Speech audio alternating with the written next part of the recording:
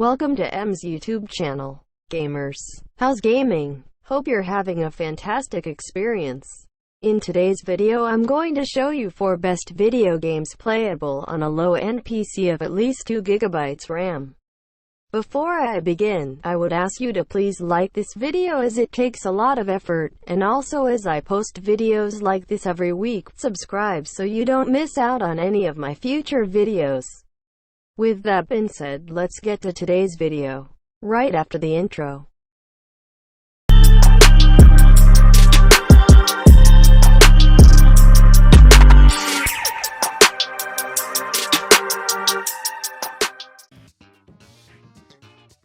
Number 4. Jet Set Radio.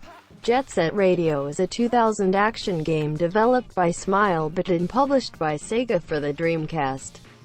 In this game, the player controls a member of a gang of graffiti tagging inline skaters. The game consists of 3 types of levels: Street, Rival Showdown, and Trial. The street levels come in 2 categories. The first is to tag every graffiti point in each area previously tagged by a rival gang before the timer runs out while evading the authorities. The second category serves as a boss battle by chasing the rival gang members and spraying graffiti on them. Players can spray graffiti by either pressing a single button or inputting commands using the analog stick depending on the size of the graffiti spot. Players are unable if they run out of paint and must be refilled by obtaining yellow and blue spray cans scattered across the stage. Yellow spray cans refill a single spray can, and blue spray cans refill 5. Health can be replenished by obtaining red and green spray cans. Performing tricks add bonus points to the player's overall score, and gain access to areas difficult to reach. The game has an excellent soundtrack with a variety of genres including J-pop, hip-hop, funk, electronic dance, rock, acid jazz, and trip-hop. Upon the old graphics in the game, I suggest you give it a try cause it is very fun to play. The minimum system requirement for the game is a PC of at least 1 GB RAM and 256 MB video RAM or more. It is also playable without video RAM if you might be wondering.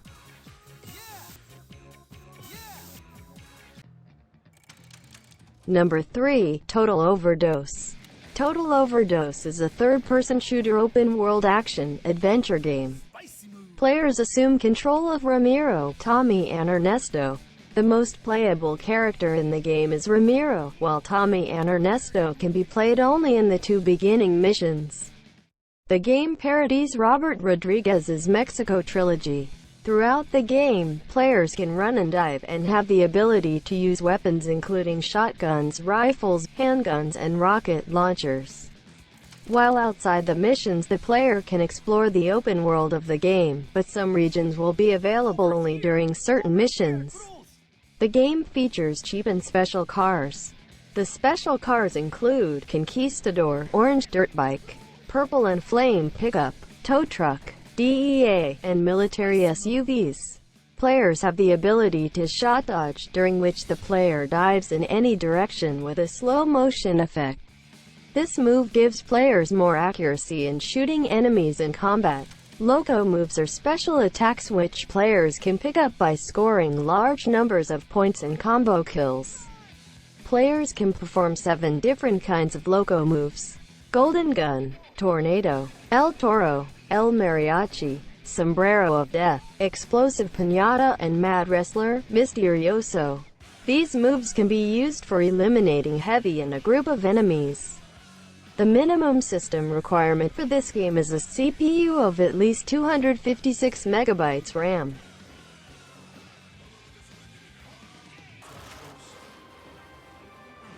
At the second spot, we have The Darkness 2. The Darkness 2 is a 2012 first-person shooter video game developed by Digital Extremes and published by 2K Games. The game is the sequel to The Darkness 2007, and based on the comic book series published by Top Cow Productions. The player controls Jackie Estacado, a mafia hitman who possesses a mysterious power called the Darkness that grants him supernatural abilities and a pair of demon arms. Jackie can use various firearms, such as submachine guns, shotguns, and assault rifles, and has the ability to dual-wield some of these weapons. Additionally, he is armed with a pair of demon arms which resemble tentacles and can be used to slash enemies or pick up various items with the environment, including parking meters, car doors, etc. The demon arms can rip out the heart of fallen enemies and devour them for health, pick up enemies for execution, or throw them. The player is guided by a darkling, a goblin-like creature that assists in combat and gathers weapons and ammo.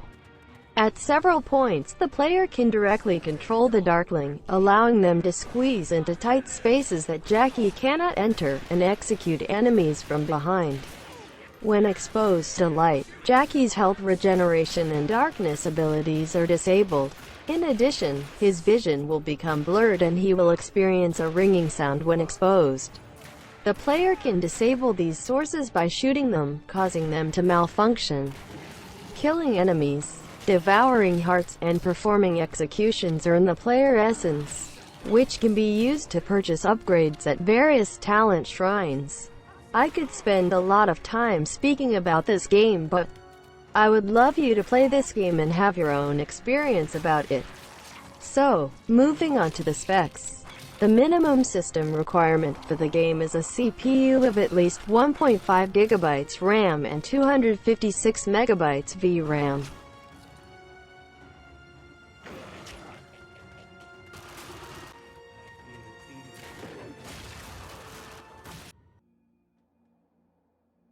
Down to the number 1 spot we have Saints Row: Get Out of Hell. The player controls Johnny Gat, or Kinsey Kensington, in an open-world environment. Get Out of Hell shares many gameplay aspects with the previous installments, being primarily played as a third-person shooter in an open-world city scattered with quests, secondary objectives, and various collectibles.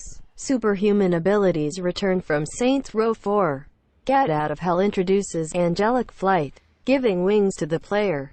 Unlike past Saints Row games, players cannot customize the playable characters. However, by importing a Saints Row IV save, players can import their custom boss character to replace the default boss.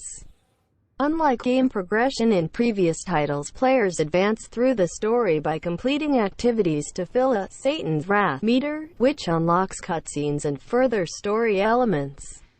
Get Out of Hell takes place in an open world new to the series, made up of 5 islands: Shantytown, Barrens, Downtown, Forge, and the Den, all surrounding a central tower on a middle island. The player is able to fly around the open world hell. They can also summon demon allies to fight alongside them. The game's weapons are inspired by the 7 deadly sins. For example, the gluttony gun that shoots cake batter on enemies for other people to consume.